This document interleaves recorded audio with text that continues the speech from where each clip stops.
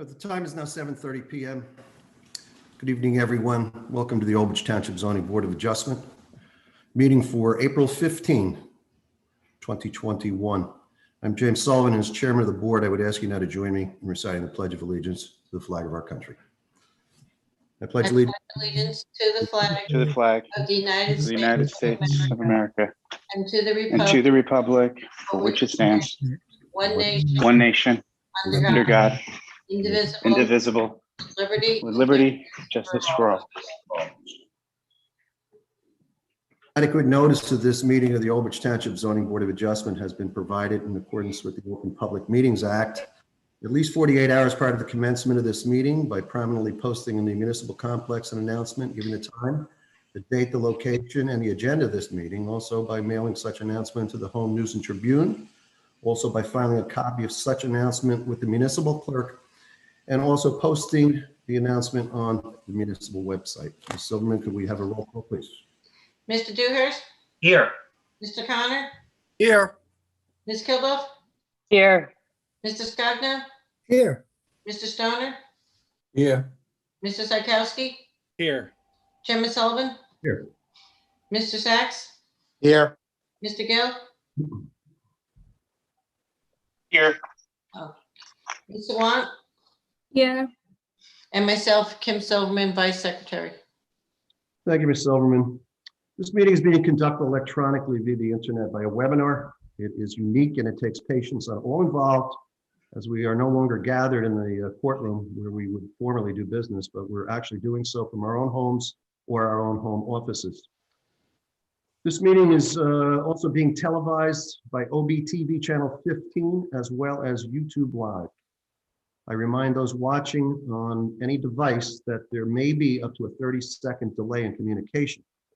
That'll be important to remember if you wish to personally join the public portion at any time during the evening.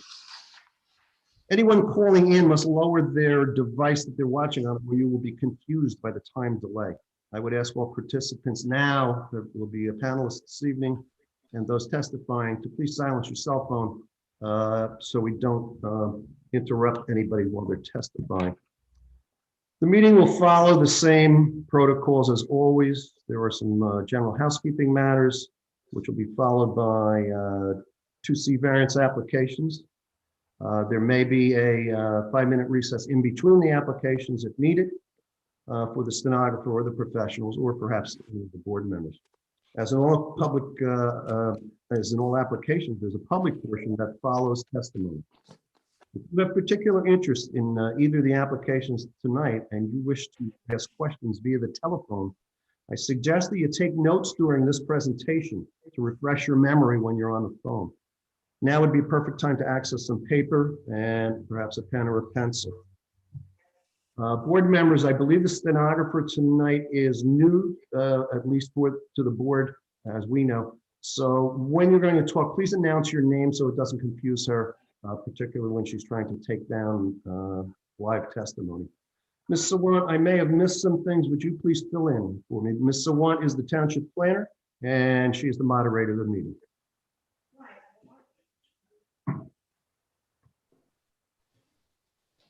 Good evening, all. Just a few reminders. Zoning board members will be unmuted during the first half of the meeting when they will be required to vote on other agenda items. The zoning board attorney, the zoning board chairman, the zoning board secretary, and the court reporter will remain unmuted throughout the meeting. Everyone else will be muted once the presentation for the applications begin. The applicants' professionals will be asked to turn on their video and unmute themselves in order in which they will testify. For public, I will announce the last 4 digits of the caller's phone number to come forward, announce their name and address. I will also announce the last 4 digits of the next caller's phone number so that they will be prepared. We will share our screen to display any exhibits. The meeting information will be displayed on the screen multiple times during the meeting so that any resident who wishes to call and join the meeting can do so. Please be patient. You will have an opportunity to speak. Thank you. Thank you, Ms. Sawant. Board members, we're going to follow the agenda as it's in order that has been printed and this evening. The first matter will be resolutions, and we have one. It's 37-2019Z, Vision Old Bridge 3 LLC. Mr. Sachs. This is Yeah, amended thank you, resolution, board. Thank you, Mr. Chairman. This is essentially a corrective resolution for an application that was approved back in 2020. So what I did is I highlighted the additional language in here. So on the first page, I indicated it's an amended resolution. I put the new date in of April 15, 2021. If you'll go to page 6, I added a paragraph F because it was brought to my attention that apparently a design waiver was granted that was not reflected in the original resolution. So that design waiver is now reflected in paragraph F on pages 6 and 7. And finally, moving on to, I believe it's page 15. We added a condition in here that was reflected in the body of the resolution, but I just wanted to put it where the conditions normally go. And I'll just read that in for the record. The applicant agreed that the basement area will only be utilized for storage, utilities, and mechanicals and laundry for the residents, and that no residential occupancy shall be permitted in the basement area. And finally, we added the dates on page 18 of April 15, 2021. So it's a corrective resolution. I refer to it as an amended resolution. Mr. Chairman, rather than vote on every variance granted, what I would suggest is that if somebody just wants to move the amended resolution and second it and indicate that, and I'll indicate for the record that that amendment would include the D1 variance, the D4, the D5, the D6, the C variances and design waivers, and the preliminary and final major site plans. We can incorporate that into one vote, and then Ms. Silverman will reflect it properly when she memorializes it. Okay, Mr. Sachs, just for the board's knowledge and myself, there's no substantial change, just the fact that a design waiver was granted, which was not noted. And that had, Yes. that had to do with landscaping, the trees and the shrubbery, correct? Yes, that's Okay. correct. And then the additional condition as well was embodied in the main body of the resolution, but I just didn't transcribe it at the end where I normally do. So, Understood. Just so everyone understands at home too, we're not changing anything in here. correct. The same thing that was approved was a D1, a D4, a D5, and a D6. And Right. it's still going to be the exact same, correct? Yes. Okay. Board members, let me just, if anyone has a question, just raise your hand. I can see all of you. All right, hearing none, and if everyone understands, then I'm going to ask somebody to, there's only certain people who can vote on this, I believe. Is that correct? Mr. Lewin? Correct? Okay, I'm one that can vote, so I know I can move it. And I believe, second. Mr. Stoner, can he? No, I didn't think so. I'll second it, Dewhurst. All right, Vice Chairman Dewhurst is second. Roll call, please. Mr. Dewhurst, Yes. Mr. Connor, Yes. Ms. Kilduff, yes, Mr. Scogno, Yes. Mr. Psychowski, Yes. Chairman Sullivan. Yes. Now, we still have to memorialize, right, Larry? Yes, let's memorialize it. Yes. So it's That's for adoption then, correct? Yes. So we I'll we move- moved it right for adoption. Now we can memorialize it. Thank you. I'll move it. I'll second, second. Kilduff, Sorry. Second, Kilduff, roll call, please. Wait, who's second? Kilduff? Kil- Okay, just making sure. Mr. Dewhurst, Yes. Mr. Connor, Yes. Ms. Kilduff, yes, Mr. Scogno, Yes. Mr. Psychowski, Yes. Chairman Sullivan. Yes. Okay. Thank you, Mr. Sachs, for that Yep. explanation as well. Board members, item number 3 on the agenda is minutes. The minutes are from April 1, 2021. Hopefully everyone has had a chance to review them. And then absent any commentary or additions or deletions, I would ask someone to move those for adoption. I'll move it. Who was that, Mr. Scogno or Mr. Stone? No, I'll second it, Scogno. Okay, Ms. Stoner and Scogno. Roll call, please. Dewhurst, Yes. Mr. Connor, Yes. Ms. Kilduff, yes, Mr. Scogno, Yes, Mr. Stoner, Yes. Mr. Psychowski, Yes. Chairman Sullivan? Yes. We'll move this item, the next item is completeness waivers. First one is 10-2021Z, Two Girls Waterworks Road LLC. It's on Old Waterworks Road for completeness waivers. Is Mr. McGowan here this evening? Yes, good evening. Go ahead. Mr. McGowan, what I was going to do is I was going to read the memorandum from the planner into the record, and then I'll let you speak about it if you so desire. Very good, thank you. Appreciate it.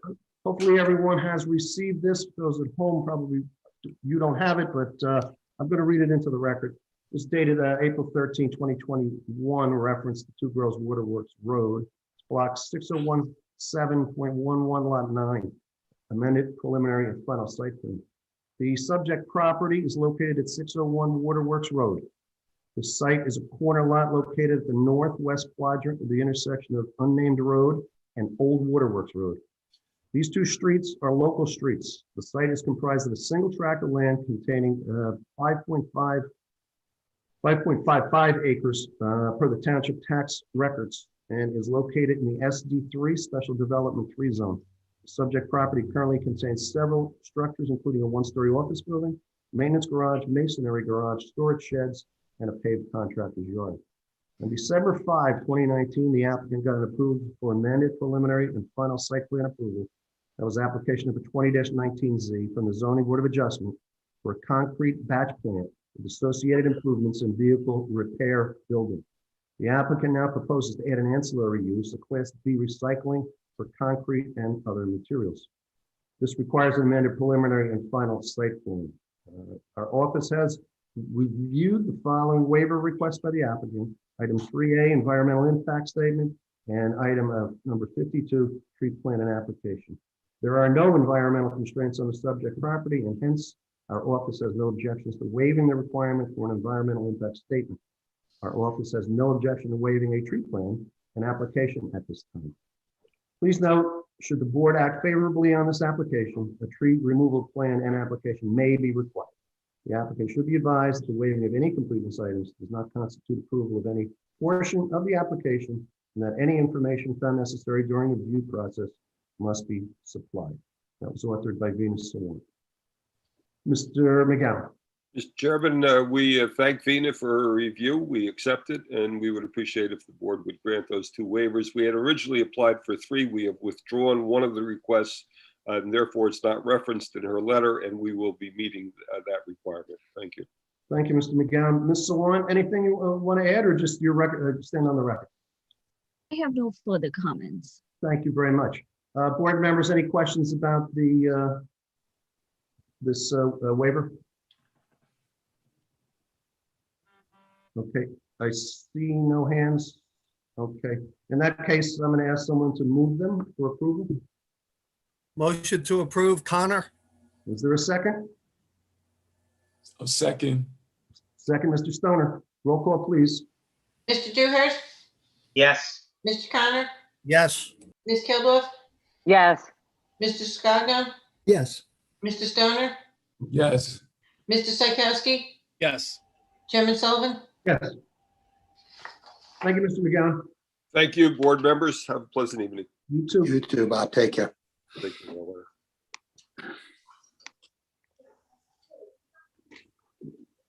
Next item on the agenda is 12-2021Z, Edward Testino LLC, block 4187, lot 3.11. That's located at 121 Route 34, completeness waiver for environmental impact statement, traffic impact statement, aquifer recharge assessment. Mr. Testino, I'll do the same thing if that's okay with you. Yes, I'm here, present. Thank you very much, Mr. Chairman. Yeah, let me read it into the record and then I'll let you take off on it, okay? Thank you. All right. Board members, again, a memo by Venus Sawant, authored April 13, 2021, reference Edward Testino LLC. The subject property is located at 121 Route 34. The site is located fully within the OG1 Office General Zone. Currently, the site is developed with a law office. In 2018, the planning board granted approval for preliminary and final site plan to demolish the existing one-story office building and construct a new two-story office building on the property. The current application is for a use variance. The applicant now proposes to construct a mixed-use building with 4,903 square foot of office space on the first floor and 4 apartments on the second floor. The second floor comprises of 3 one-bedroom units and 1 two-bedroom units. Excuse me. Our office has reviewed the following waiver requests by the applicant. Item 3A, environmental impact statement. Item 3C, traffic impact statement. Item 3D, aquifer recharge assessment. The applicant proposes to build a mixed-use building with ground floor office use and apartments above. This is a significant change to the previous approval and will trigger a traffic review. We therefore recommend that the board not waive the traffic impact statement. There are no environmental constraints on the property, and hence our office has no objections to waiving the requirement for an environmental impact statement. This office has no objections to waiving the aquifer recharge assessment report. The applicant should be advised that the waiving of any completeness waiver does not, completeness items, does not constitute approval of any portion of the application, and that any information found necessary during the review process must be supplied. Mr. Testino.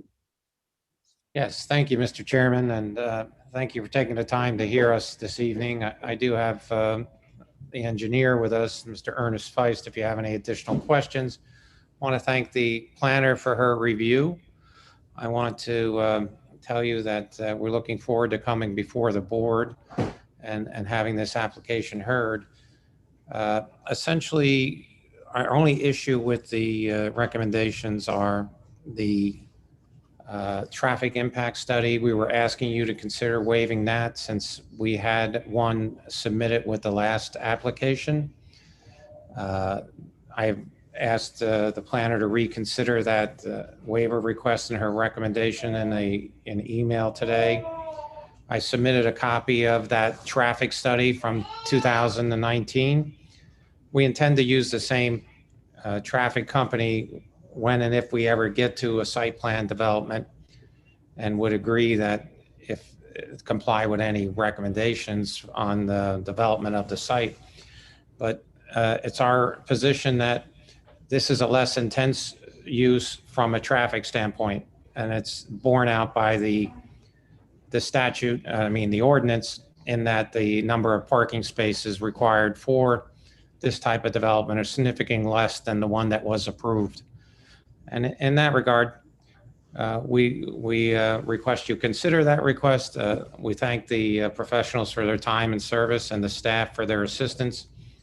And if you have any questions of the engineer with regard to this additional request, he's on the stream, and he can verify what I'm saying to you about his opinion. But review of those items would be a less trip generation.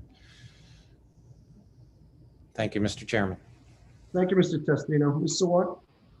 Yeah, sure. Good evening, board members. I did receive a request from Mr. Testino to reconsider the waiving of the traffic impact statement. In the past, when I look at the use variance, I typically look at the community impact. Our ordinance requires that the applicant provide the community impact because it includes fiscal impact, service impact, traffic impact, school impact, population impact. So this is one item which is typically not waived when you ask for a use variance. Any engineering related issues are, we're lenient on that, because if the use is approved, then the applicant has to come back for a site plan, and those are dealt at the site plan review process. But a traffic impact is critical when the board is looking at the use. There are direct impacts in what is proposed and how it's going to affect the surroundings. So we do not waive traffic impact because we want to see the overall impact it has on the surroundings.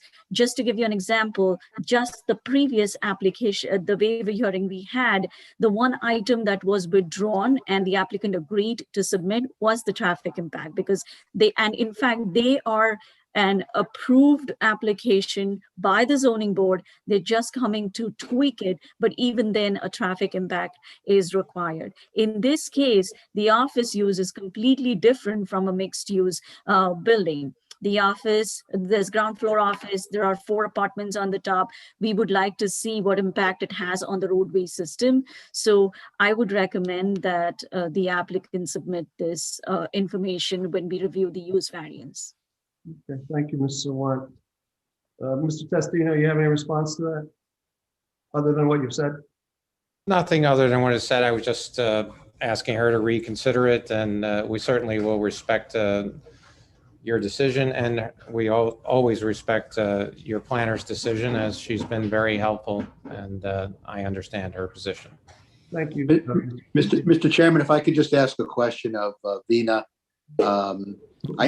In terms of the statement that's required, I mean, you don't need a full-blown traffic study, I would imagine. It's really, I mean, I would imagine the engineer can give you some type of statement indicating what the anticipated traffic generation will be based on those apartments and his office, proposed office. Larry, in this case, because it's a use variance, because it's mixed use in an area where there are no mixed use buildings, I think it will be critical for them to update their traffic impact statement, which was submitted, because I reviewed the traffic impact statement this morning, what was submitted to the planning board. It was for a 9,000 square feet office building. Right. So I would want to see more, just an updated version of it, but I do need that. I mean, if it was a use or existing non-conforming use or something to that effect where the impact is lesser, I would have said that submit a basic document, and when we come in the site plan review part, we will ask for a more intense report. But in this case, because it's a use that is not permitted, and especially in the neighborhood there is no such use, I think I would prefer to see a complete report. Okay, I'm just trying to give some guidance to Mr. Feist, who I see is on the screen, and to Mr. Testino. Okay.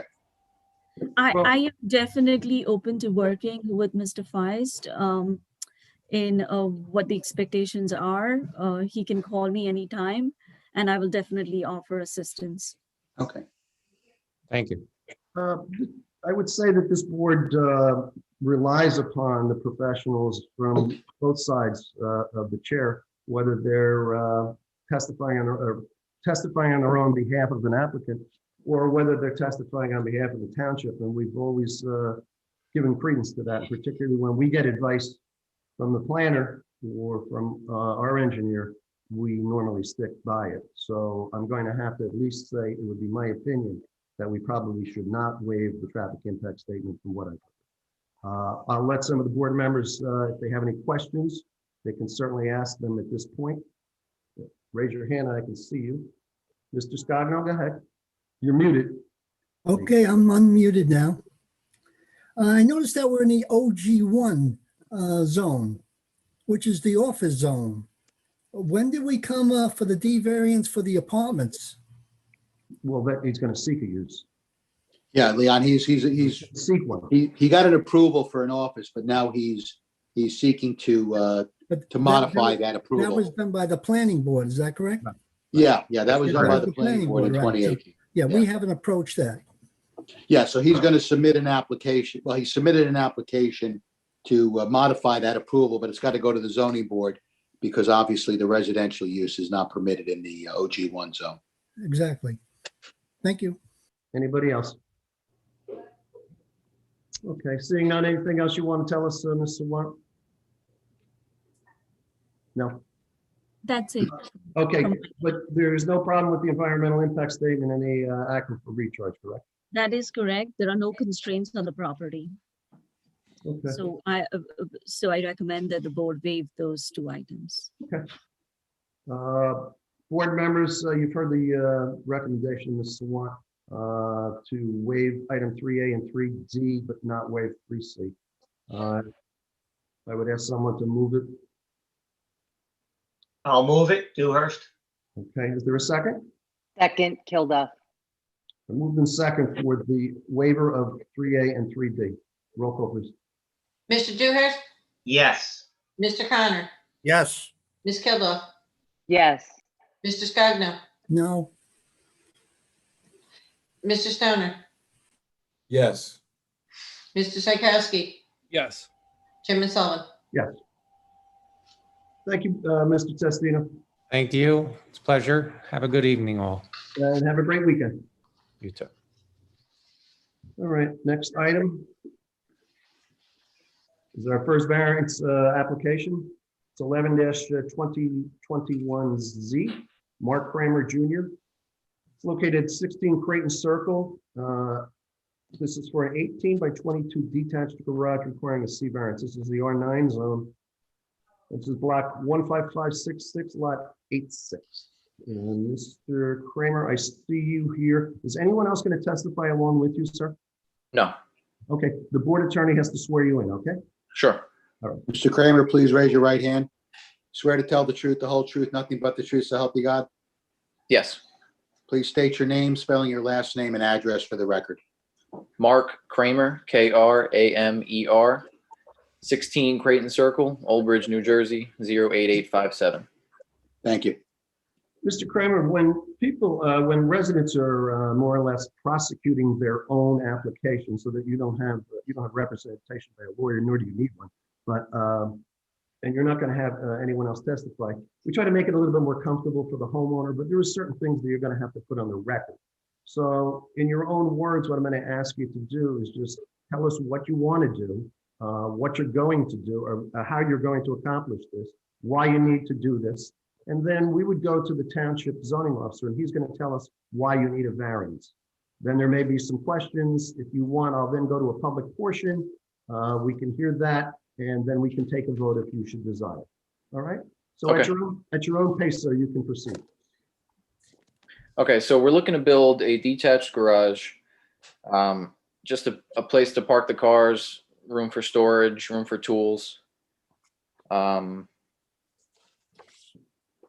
What else did you need? I have the architect making the drawings. Okay, well, why don't you tell us about the building itself? Size, height, It is, construction? sure. It's 22 by 18. It's 15 feet high.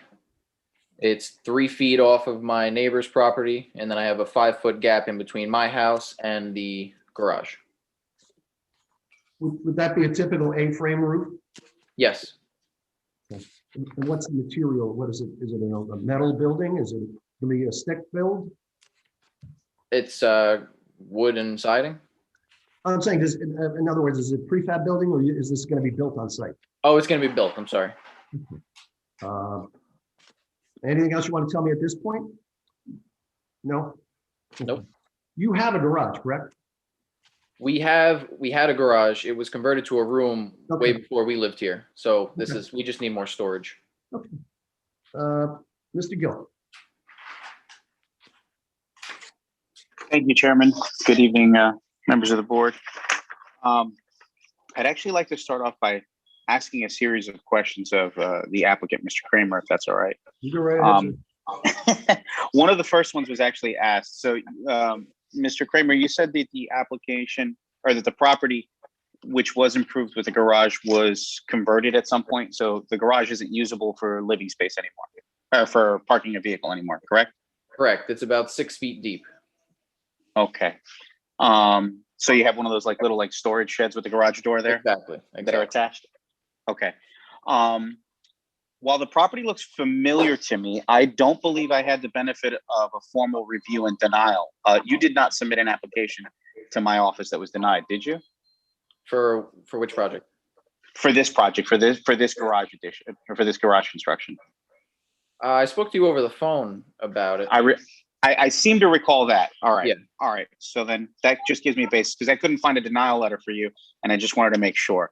All right. So Chairman, this evening, Mr. Kramer is here for 2 variances. As I understand it, the applicant is proposing a 22-foot front yard setback where accessory structures are not, well, first, the structure is in the front yard because it is forward of the principal structure. And the issue here is that the proposed front yard setback is 22.5, where in this instance, the required setback would have been 29.99 to comply with the existing front yard setback as established by the principal structure. The other reason that the applicant is here is because the applicant proposes a 3-foot setback to the adjoining property line where a 10-foot setback is required. Mr. Kramer, you said that the structure is going to be 18 by 22. Do you know what the proposed height is going to be? 15 feet. All right, so you were taking it right to the limit. Okay. And was there a particular reason why 18 by 22 and not larger or smaller? It seemed to be the biggest I can fit in that space. Okay. To give And myself why? enough a walkway to that back gate to my yard, and then just enough on the side. Okay. Why can't we, or why can't you push the structure back so that it is in line with the house, which would remove the front yard variance, out of curiosity? Because then that would have taken about 7 feet into the yard, and also I also have an in-ground pool in the yard, so it would have been too close.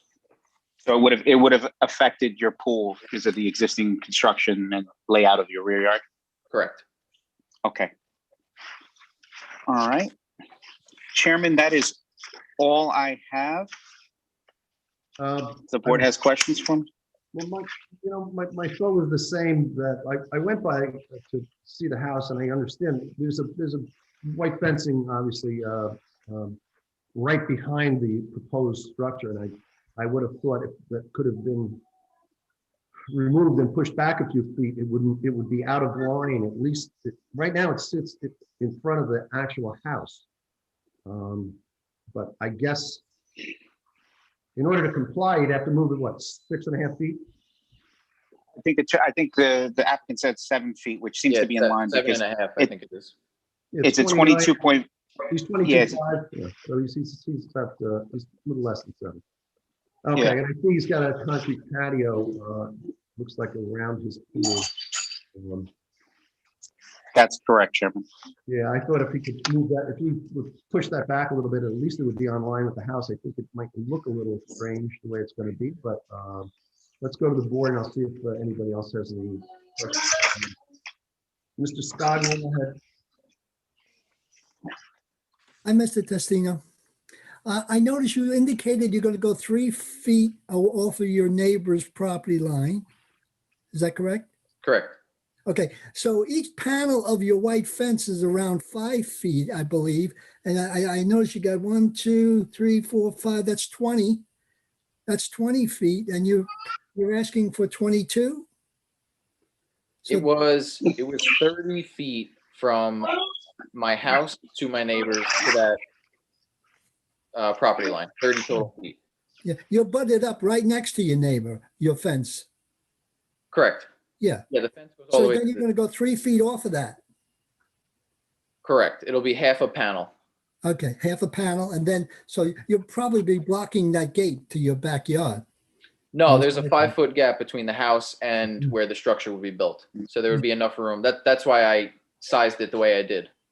Board members, if you're holding the survey in front of you, turn it upside down. It's a better reference. Okay. If you turn it upside down, you'll see the front of his house is really at the top of the page. But once you turn it upside down, you'd be looking at his house. So Exactly. when you see the concrete walk where it says concrete walk, that goes to the front of his house. The structure is off to the left-hand side. He has a concrete driveway there. I see it. But then he has a fence right behind the proposed structure.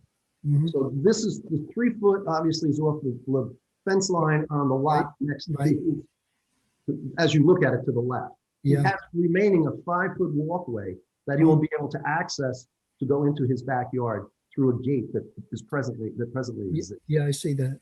Okay. So the 22 foot we're talking about, he's 22.5 from the lot line out near the street, near the front of his property, where he should be 29.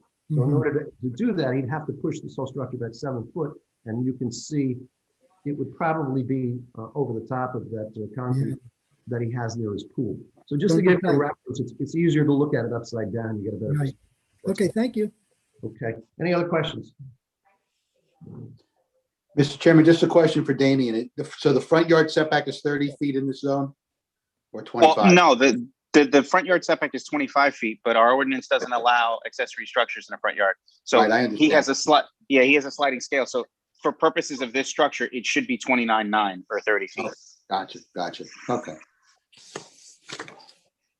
So There are other houses in our neighborhood, right on Creighton Circle, actually, that have this, which is where we got the idea from. So this is kind of built off of that concept. Okay, about the same size. This is a 2-car garage, I would assume. Right? Yeah, it's a 1.5. It was labeled as, yeah. What kind of doors on this? Is this overhang? I mean, The front's going to be a general garage door, one long garage door. oh, really? 122-foot garage door? Okay. I think it came to like 18 or 19. Yeah, they're slightly indented, yes. Yeah, you can have about Mr. 2 feet on either side. Right. Okay. Mr. Chairman, I just have a couple of questions of Go Mr. ahead, Kramer. Mr. Cox. Mr. Kramer, you're only going to have electric in the garage, no plumbing? Correct. Okay. And obviously it will not be utilized for any commercial or business purposes? No. It'll just be used for storage of tools, equipment, and your vehicles.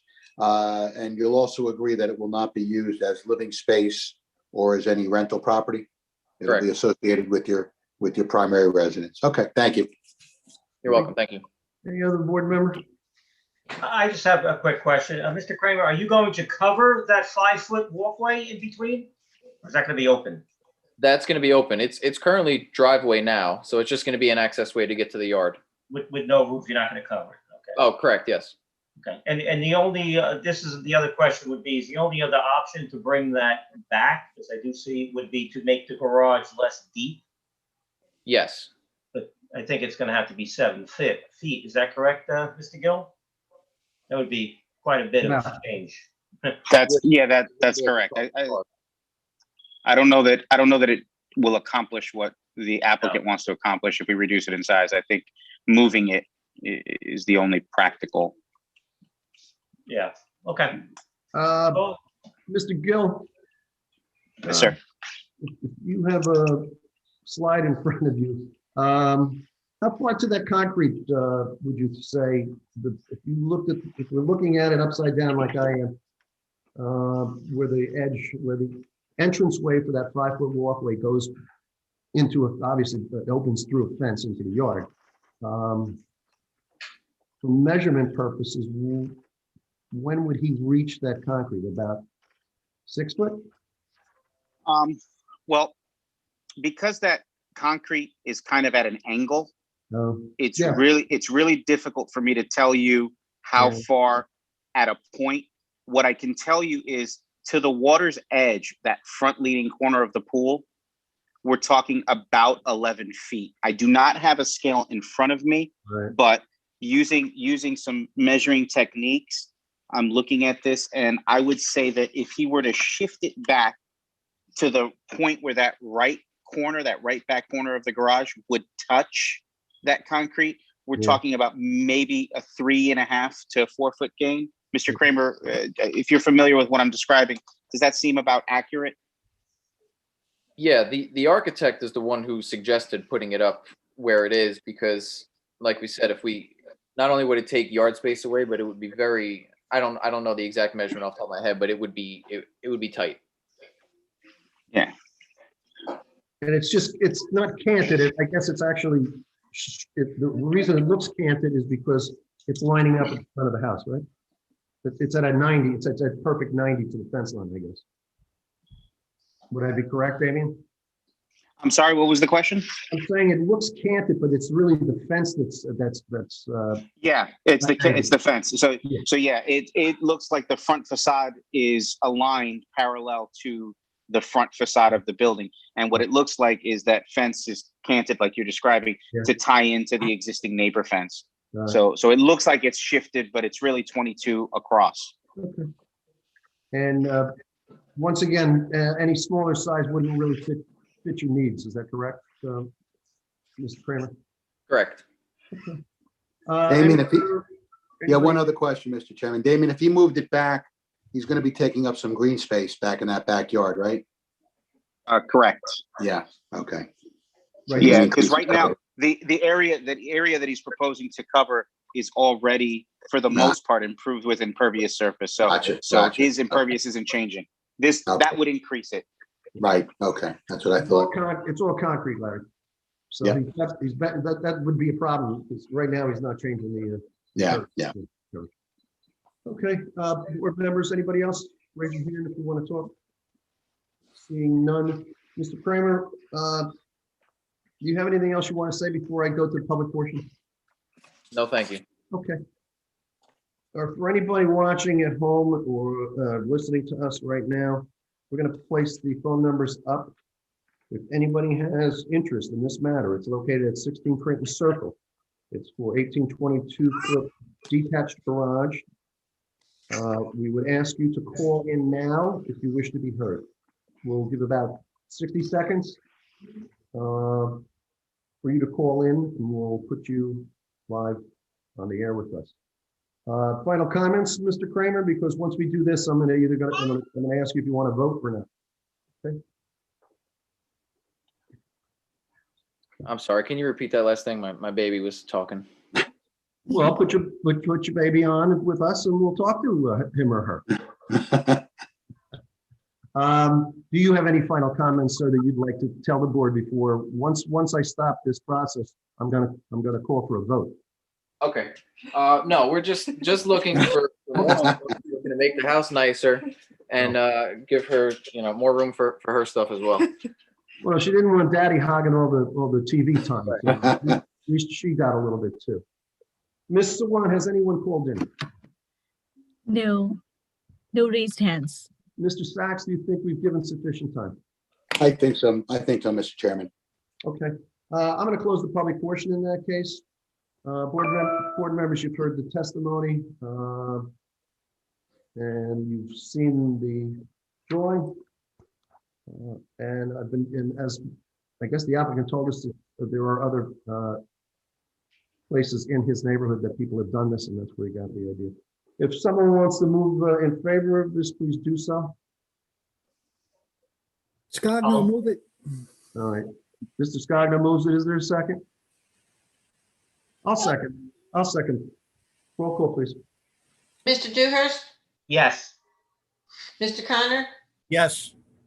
Ms. Gelderlos, Yes. Mr. Scogno, Yes. Mr. Stoner, Yes. Mr. Psychowski, Yes. Chairman Sullivan. Yes. We do have a prepared resolution in the event that we were. Yes, thank you, Mr. Chairman. In fact, I would ask that you do one thing though, and put a height in there, because there was no height in that resolution. Yeah, we'll add 15 feet. Yes, please. Okay.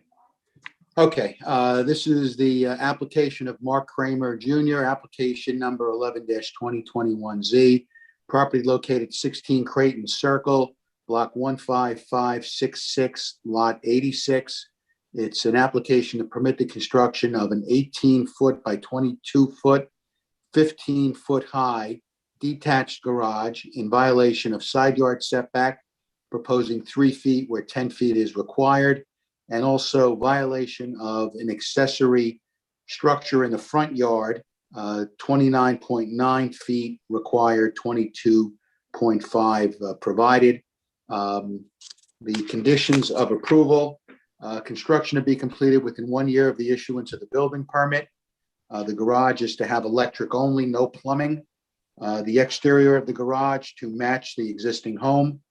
The garage to be utilized for personal use only and not for any business or commercial purposes, and that the garage is not to be utilized as a living space or rental property.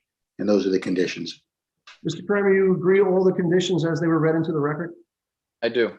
Okay, we can now vote on that. Someone want to move it? I'll move it. Is there a second? I'll second. Mr. Stoner seconds. Roll call, please, on the resolution. Mr. Dewhurst, Yes. Mr. Connor, Yes. Ms. Gelderlos, Yes. Mr. Scogno, Yes. Mr. Stoner, Yes. Mr. Psychowski, Yes. Chairman Sullivan? Yes, now you can put that little baby to bed, Mr. Kramer. Good I luck. appreciate it. Thank you, everybody. Okay, good night now. I Mr. think Gill, I see Damien's gonna someone do the else- same. Someone else wanted to get involved over there. Turn her around. Yeah, Come on. yeah, she was adamant. Baby, really quick, say hi. She gets equal time. Hi. Everybody wins. Say hi. Okay. Okay. Thank you, guys. Good evening, everybody. Good night, Damien. Bye, Mr. Gill. Thank you so much. Okay, is the stenographer ready? Yes, I'm ready. Good evening, everyone. Good evening, and I can't see your last name. Is it Jane Rose? That's the firm that I am Okay. working through. My name is Ashley Milan. You can just call me Ashley. It's fine. Ashley, okay, very good. I'll read this into the record, then we'll start. Okay. This is the final application for the evening. This is application number 13-2021Z. AJA Legacy Manuel Medina. This is located at 44 Amboy Road. It's in the R30 zone. This is for house expansion and a detached garage requiring C and D variances. Jennifer Fleischer, Esquire, representing the applicant. Ma'am. This is Richard. Can you hear me? I can. We're getting an echo though. You want to turn yours down? Hold on 1 minute. Mr. Medina is here with me, and his speaker may be picking me up as the echo.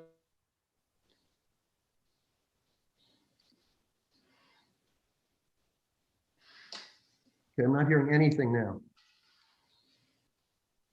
Mr. Sachs, is Ms. Fleischer is not representing the applicant? Well, I think it's her partner. Oh, okay. I think it's Mr. Fleischer, so. I got it.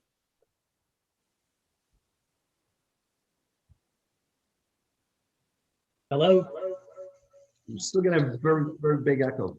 You know what? Why don't we do this? Maybe I think either Mr. Medina or Mr. Fleischer should probably turn off their computers. I think what's happening is they're too close to each other. Yeah, I think so too. Just use one of them. Not that I'm a tech expert, but I guess I've become one during COVID, so. Don't sell yourself short, Larry. Come on. Yeah, right. That or one of you would have to turn off your microphone, or excuse me, your speakers. Danny's the tech. Yeah, right. Comes with teaching Absolutely. virtually. Now we lost him.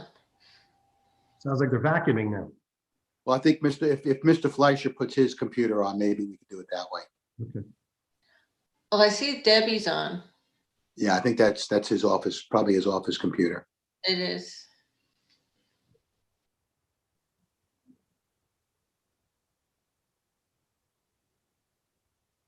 Those watching at home, it's just technical difficulty. So we'll be delayed a minute or so. Time to run to the refrigerator and get yourself a cold beverage.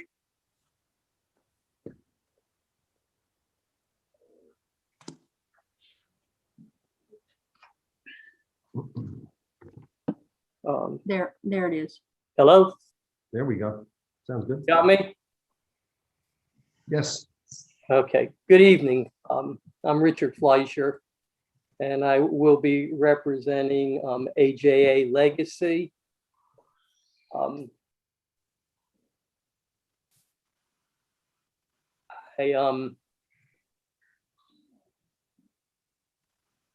Are you hearing me? I'm not hearing you now. If you're Yeah, Yes, we are. we hear you. Maybe put your video on. I think we just don't see you.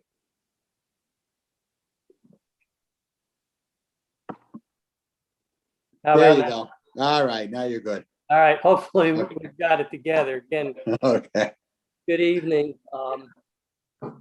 I'll try not to keep you too late. This is an application for both use and bulk variances in connection with the addition of a second story and or an added story and an addition of a living room and bedroom above it, as well as a garage. With the board's permission, I like to swear Mr. Medina And let me see if I can fix a chair next to me.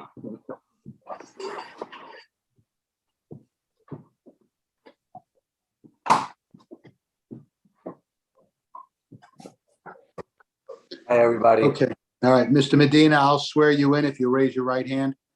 You swear to tell the truth, the whole truth, nothing but the truth, so help you God? Yes, I do. All right, please state your name, spelling your last name and address for the record. Manuel Medina, Medina, and it's 44 Amboy Road, Matawan, New Jersey, 07747. Okay, and Mr. Medina, I assume you're one of the principals of the applicant, right? Yes. Okay, thank you. For the Okay, record, Mr. Medina is the sole and managing member of the entity. very good, thank you. Mr. Medina, did you recently purchase 44 Amboy Road in Old Bridge Township? Yes, I have.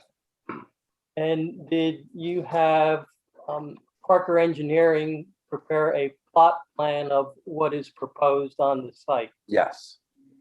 I assume all the board members have a copy of that plot plan. If we can mark it A1 for the record. That's fine. Right, does the plot plan, which I'm in fact showing you, Mr. Medina, adequately show the additions in hatch marks that you propose to add to this structure? Yes. What currently exists, or what improvement currently exists on the property?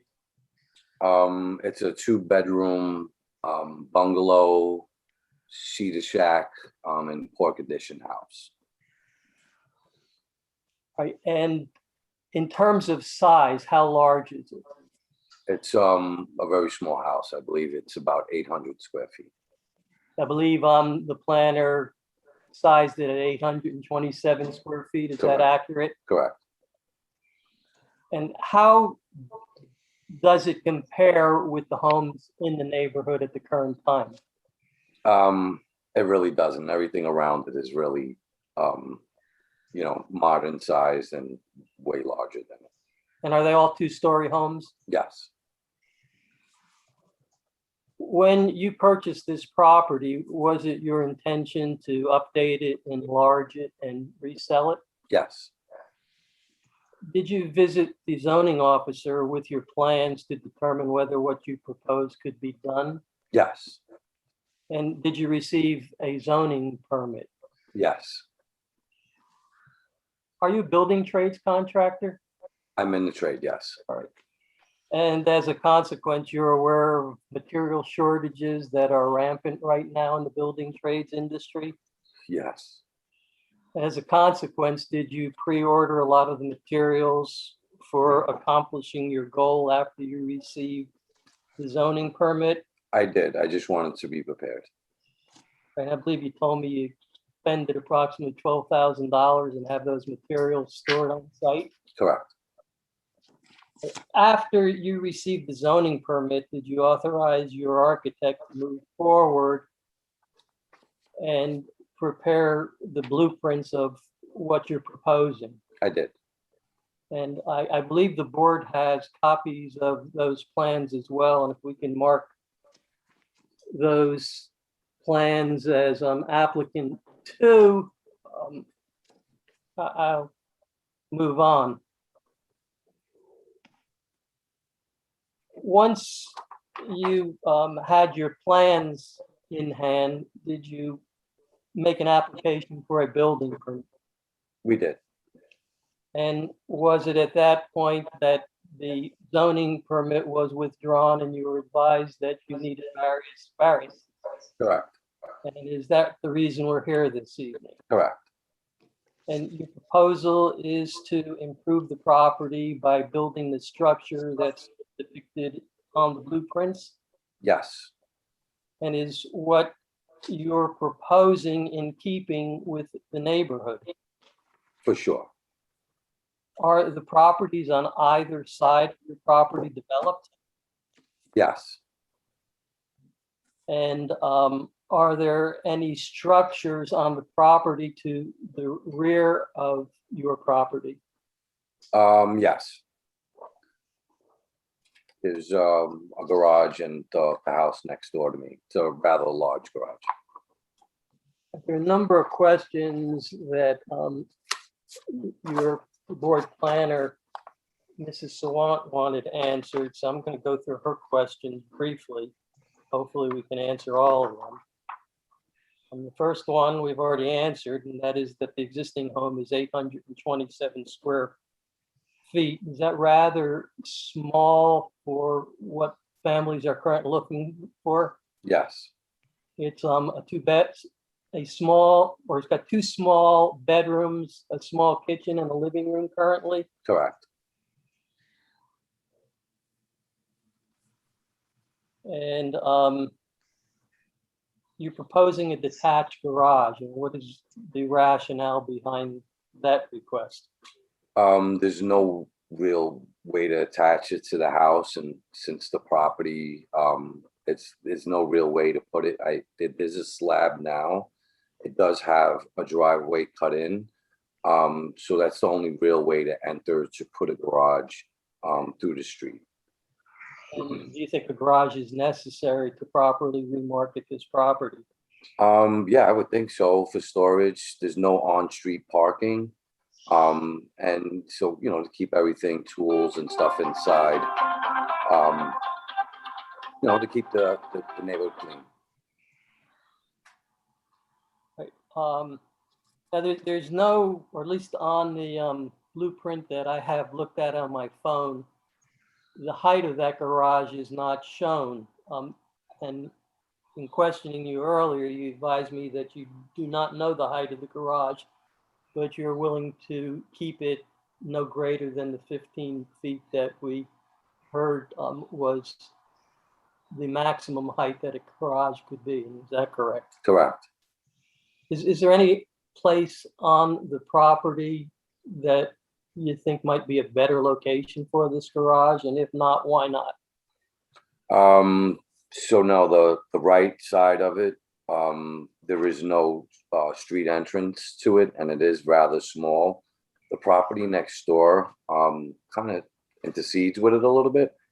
So the only real place, like the architect suggested, was the left side, because we had our entranceway there already, and I just needed to extend the garage pad a little bit further out to the garage. Does the neighbor have a white vinyl fence on the property line which separates your property from the neighbor's property? Yes, And that is the large two-family home that is adjacent to this property? that's on the left-hand side where the garage is, correct. I have no further questions of Mr. Medina, but we do have a planner. Jim, you're muted. Bird was getting a little loud, so I thought I'd mute me. Mr. Want, you have some questions of the applicant? Not at this time. Okay. Mr. Sachs? Yeah, Mr. Chairman, just of the applicant, how big is the garage? What's the size of the garage? It's 14 by 26. Okay, so it'll be, it'll be obviously below the 600 square foot maximum. Okay, and you've agreed to stipulate that the height will not exceed 15 feet, right? 1,000%. Okay, all right. I have nothing further, Mr. Chairman. Okay. Board members, anyone have a question? Go ahead, Mr. Scotland. Yes, sir. May I ask, is there a tree off that pathway going back? No. How about the air conditioner unit? Well, I'm putting in split systems, high efficiency units, one for the second floor and one for the first floor.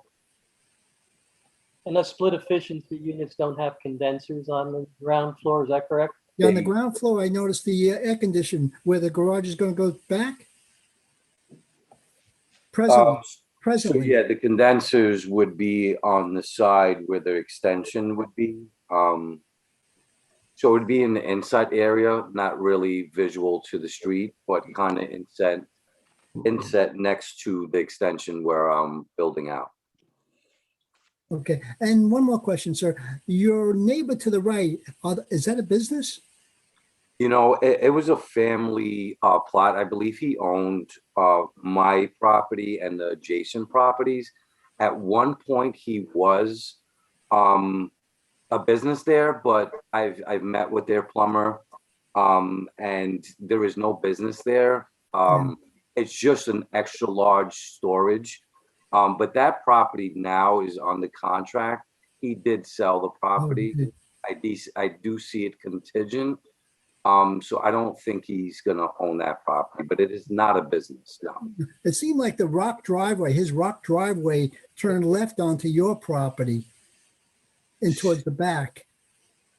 It's kind of like logs diagonally for his parking at one point. So I guess, and the logs look really old, so it must have been there for a very long time. Okay, sir, thank you. I think your lot is what, 100 by 65? Does that sound right? Yes. Yeah. He might be crossing over on your side a bit, but I guess you'll have to determine that. Anybody else have any questions? I see no hands. Mr. Fleischer? I have no further questions. You want to go with your next witness then? Yes, I'd like to call Henry Hinterstein. Yeah, Mr. Hinterstein, please raise your right hand. I'll swear you in. Swear to tell the truth, the whole truth, nothing but the truth, so help you God. I do. All right, please state your name, spelling your last name, professional affiliation for the record. Henry Hinterstein, Hinterstein. I'm a licensed professional planner in the state of New Jersey, working as a sole practitioner in that regard. Can you give the board benefit of your education? Yeah, I have a Bachelor of Science degree from Rutgers University, Environmental Planning and Design. I'm a licensed landscape architect. I'm also a licensed professional planner. I've been licensed in professional planning since 2004. I've been a licensed landscape architect since 1997. You've testified for boards before, correct? Yes, many. Yes, and he's appeared in front of this board, I think, in the past. No, I think South River or Somerville. I don't know. I've seen you somewhere. I know. I've seen Henry before. I know. I know him from Piscataway also. So yes, exactly. They all start to blend together. Well, that's only for Larry. He's getting a little older now, so. We'll accept his credentials. Mr. Hinterstein, have you familiarized yourself with Mr. Medina's application? Yes, I have. And have you evaluated the application from a planning and zoning perspective? Yes, I have. I mean, if I may, the application, as Mr. Medina stated, is for the addition of second floor, small rear addition, two-story addition, and a garage addition for this extremely small sort of bungalow lot that's been here since I believe it's 1955. The addition is going to result in a D4 FAR variance due to the fact that we have a very undersized lot here in a zone that is an R30 zone. So we have like a fraction of the area that a R30 zone would require. As such, the D4 variance, FAR variance, is usually strictly related to the area of the property. If this was a full 30,000 square foot lot, you'd be able to build a 4,200 square foot home on it. Because it's a pre-existing non-conforming lot of 6,500 square feet, the max, the FAR requirement, it gets all out of whack using the R30 standard. The township does have an R6 standard, which would be more appropriate for a lot of the size, and that's 0.35. And if you use that standard, you could see that you still get a very modest home. The max size home that you'd be able to do on a using the R6 standard for FAR would be, I believe it's 2275. So it's still a very modest home, but you can see the FAR is meant to control intensity, and by doing so, it relates strictly to usually the size of the property, which is why typically the smaller the property, the larger the FAR ratio is. The application results in the need of several C variances as well. Some of the variances are pre-existing that have been here again since 1955. They're not correctable. The adjacent lot, if we were to try to purchase any property from the adjacent lots, it would create more nonconformities for both of those lots on both sides. I know there was a question about the adjacent lot. That adjacent lot dates back to the 1800s. It used to be a fuel oil company. I don't believe, as Mr. Medina stated, it's in existence anymore, but it was a business. There's several large structures on the property now. Again, they're really not conforming as well in some cases. There are a few new variances as a result of the application. The main ones being the rear yard setback. Again, using the R30 standards, you get a rear yard setback that's much larger than what would be typical for a zone of 6,000 or 6,500 square foot lot. That requirement is 75. We're proposing 33.5, which, if you looked at the R6 standard, would comply with the R6 standard zone with other lots of this size and even larger zones. But it doesn't comply with this particular zone. The side yard setbacks are pre-existing, and then really the only other new variances are the garage requires 25-foot, again, rear and side yard setbacks due to the fact that, again, there are requirements of accessory structures in the R30 zone. We're proposing 5 feet, which is a little bit smaller than what would be allowed in the R6 zone. That's really driven by the size of the lot, the location of the house being centrally located where the existing driveway is. And then the other new variance would be the landscape area ratio variance, which again is driven by the size of the lot in an R30 zone. The landscape area ratio, even with the R30 standard, we're going to be, I believe it's 2.7 over what's allowed. 0.35 is required. I'm sorry, 0.65 is required. We're going to be at 62.3 as far as the landscape area ratio. So we're going to be literally 111 square feet under the landscape area ratio that's required in an R30 zone. And in an R6 zone, which is a 6,000 square foot zone, we would comply no problem. Again, it's really the size of the lots that's driving a lot of these variances. And granting a D4 variance, again, unlike the other use variances that you might be typically used to hearing, case law has determined that you don't have to show a special reason or that the site's particularly suited. You just have to show that the site could handle the intensification of the property or the additional floor area ratio.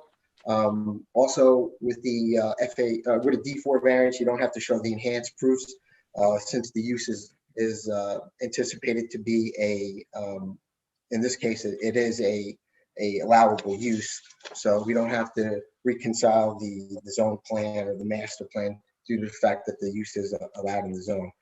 We just have to show that the site can handle the increased floor area ratio. I was previously stated by Mr. Medina, all the homes in this area are substantially larger than this home. They range from 2,200 to 2,600 square feet predominantly. They're all 3 to 5 bedroom, 2-story colonials for the most part, some bi-levels, some split levels, all much larger. The size of the lots also vary from 12,000 square feet to 14,000 square feet, including the area in the R30 zone, which is comprised of several R12 standard developments that were more recently developed. So again, we're going up. We're adding a few bedrooms to this house. I think this house is going to be a 4-bedroom house. The house definitely could handle the increased FAR. If one looks at the FAR of the R6 zone, as previously stated, this house would actually be 100 square feet less than what's required in the R6 zone.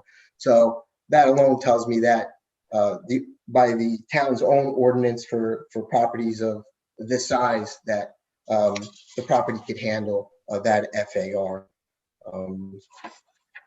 As far as the negative criteria for the FAR variance, I don't see any. Again, all the houses in the area are similar sized lots, much larger homes, or smaller than the R30 zone. The lots they've been developed to R12 standards, R15 standards, and most of the homes, as I stated, are 22 to 2600, 2.5 to 3.5 bedroom homes, 3 to 5 bedrooms. I see no impact or negative, substantial negative impact by the increased FAR.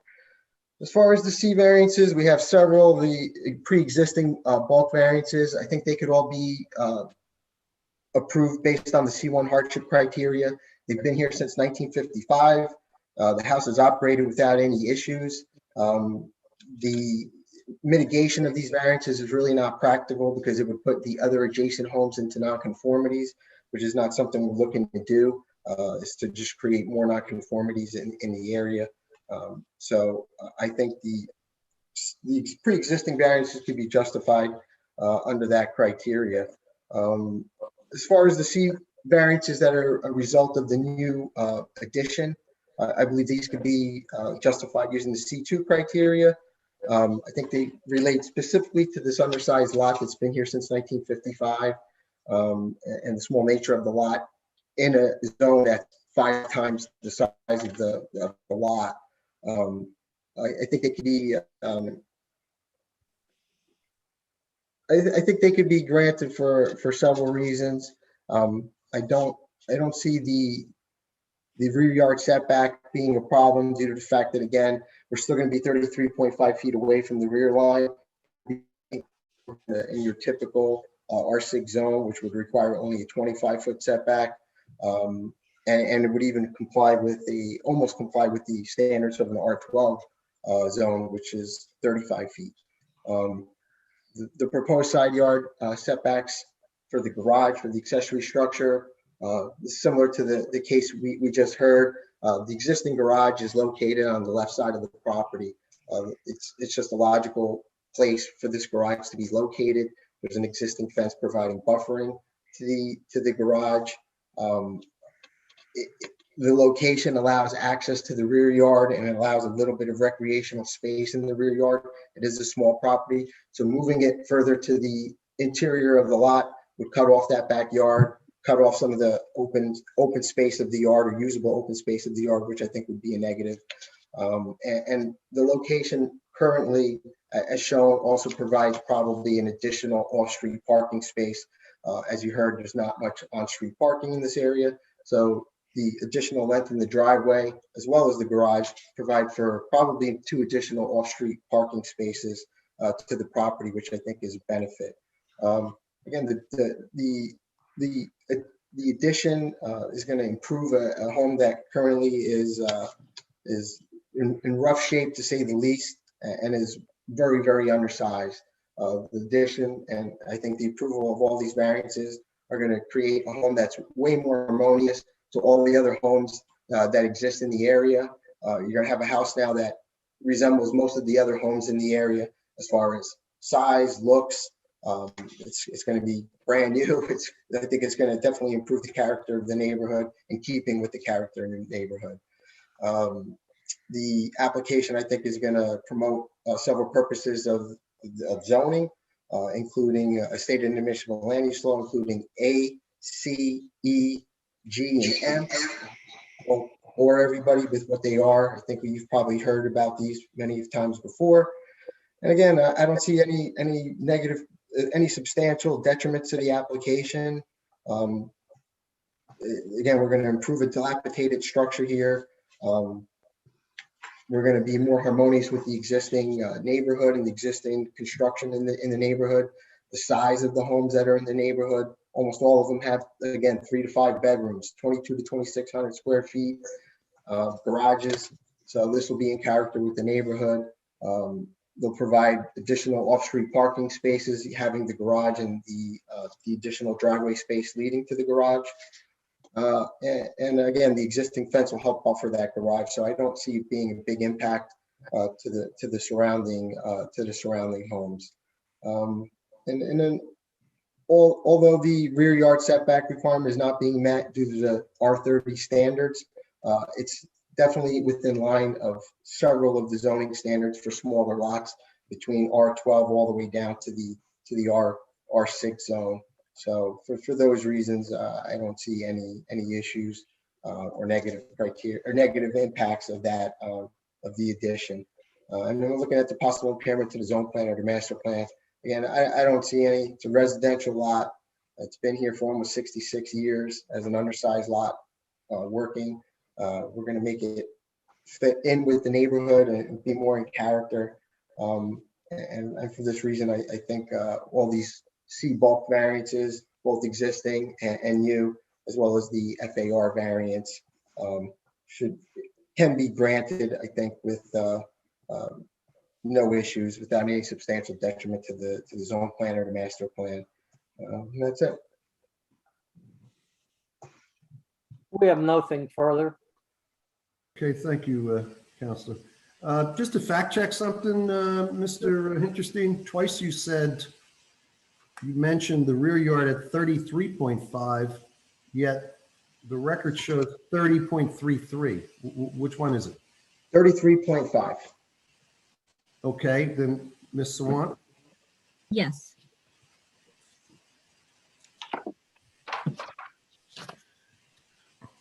And I think previously we didn't have the landscape area ratio on the plan. We could get that on the plot plan.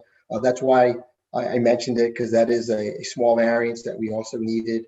We could get that added to the a revised plot plan if the board deems that a requirement. We don't have any issue with that.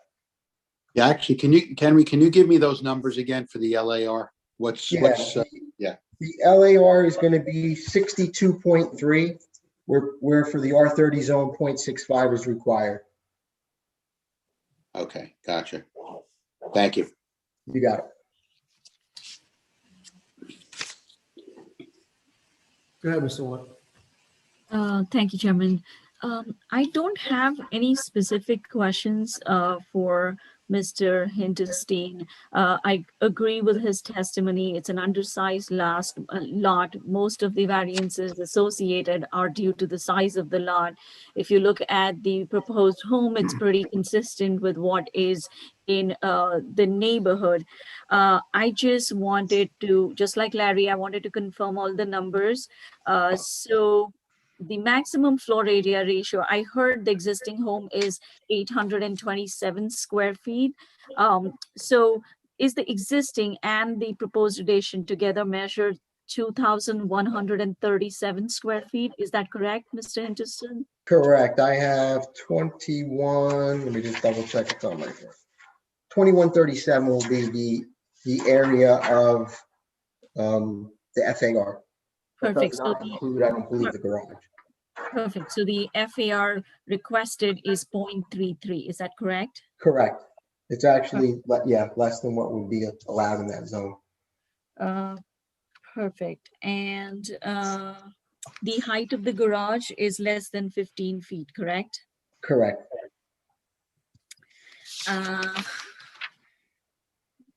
Can you give me the size of the garage? It's 14 feet by 26 feet, right? Correct. It's proposed at 14 by 26. Perfect. And so most of this information, can you please add it to the plot plan? Because even with the setbacks of the garage, I had to go and scale, but I would like to see all these measurements on the plot plan. Yeah, I think everything is on the revised plot plan that was submitted, but if not, we'll make sure that everything is on there and we'll resubmit. The one I reviewed, I didn't see the setback I think requirements. that may have been the architect's version of it before the engineer created the plot plan. So I think we submitted it after the 10 days. So that's why, so that you had it, but it was more as an exhibit. We'll get this submitted. Sure. should the board act favorably once you submit the compliance plans, please make sure that all this information is on the plot plan. If there was, in the bulk table, there was a mention of lot coverage, but it should be landscape area ratio, and that information was missing. So please add that to your compliance plans. But other than that, I have no further questions. Thank you. Ms. Swan, what would the parking be off-street needed for this? It's a 2-bedroom Right. home, right? So it would be 2 parking spaces. Okay, so the length of the driveway is sufficient? is it? Yes, it is sufficient to have additional parking spaces if required. I think it is 2. Okay, because if you realize where that is, you cannot park on the street. Yes. Yes. It's a rather busy road. Okay. Board members, any questions for the planner? Mr. Scogno, you're up. Thank you. Yes, sir. I'm looking at the aerial view. If you can look at that, I see the house 44, and next it says house property 40. Right. Or is that an easement? No, 40 is probably the parent lot that used to own several of the lots to the left of that lot. So to the right, where to the that right of little this square, home- 44, that entire area is completely. So that little bit of stone that you might see on the corner of the lot, he's probably infringing on Mr. Medina's lot right now to gain access to his rear lot, the rear of his property. Again, that's why we can't mitigate these variances. If we bought any properties to the right or to the rear, what would end up happening is we would almost be on top of his garage, and we would also impact his accessibility to the rear of his property. Because number 40 seems like a lot of property. It goes way back. Yeah, but the problem are the existing structures that exist on that property. You could see how close the corner of the property already is to the existing garage structure Yes. that he has over there. Yeah. So going further back puts his garage like 3 feet off of what would be 3 feet off of the property line. It would totally cut off his access to the rear of that line of his property. It is a big property, but it's such a peculiar shaped lot that he has issues. I was just wondering if there was an easement of any type on the survey. No. Okay, thank No you, sir. easements that we're aware of. Is he going to be able to get that cleared up with the adjacent lot?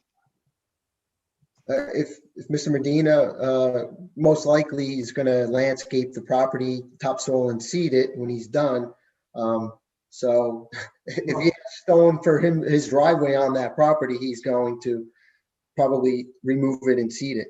Right, he's going to sell this, so he might want to straighten out what's his and what is not his. Well, yeah. He might be seeding land. Yeah. Exactly, I would do that. Okay, So, anybody else? The Oh, go ahead. chairman, I'm sorry, because you had asked a question about the parking. The setback for the garage, although it's 1-car garage, the setback is more than 50 feet. So it can easily accommodate additional parking based on the residential site improvement standards. They have adequate parking space. Thank you. Anybody else have a question for the planner? Mr. Sachs, anything? No? Okay. Okay, Mr. I'm Flesch, good. go ahead. We have Mr. Fleischer, you're up. Mr. Fleischer, anything else? Any other No, witnesses? that's all. Oh, okay, no further witnesses. huh? No. All right. Ms. Swan, you have nothing to, any final comment? None? No. Okay. Board members, I'm going to go to the public, then I'm going to come back for final comments from the board, and I'll come back for final comments from Mr. Fleischer. That's okay with you, sir? This is matter number 13-2021Z.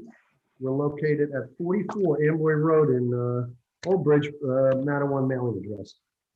Anyone in the public who wishes to be heard on this matter, please call in. We'll post the phone numbers up again on the screen, and we'll take your calls and your comments or your questions. Can you put that up, Vina? Thank you. Please call the numbers you see in front of you. if you wish to be heard on this matter tonight? No callers, no attendees. Wait for a moment.